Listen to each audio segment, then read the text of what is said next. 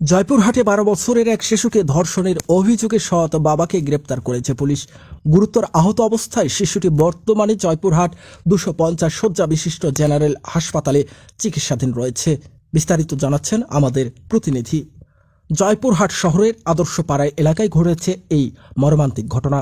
অভিযুক্তের নাম লিটন, তিনি পেশায় একজন রিকশা চালক। ভুক্তভোগীর পরিবার সূত্রে জানা যায়, শিশুটির মা স্থানীয় একটি ছাত্রাবাসে রান্নার কাজ করেন।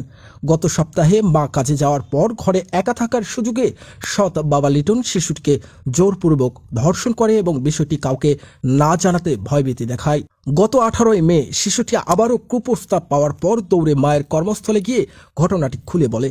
ভুক্তভোগী মায়ের অভিযোগ, অভিযুক্ত লিটন মাদকাসক্ত।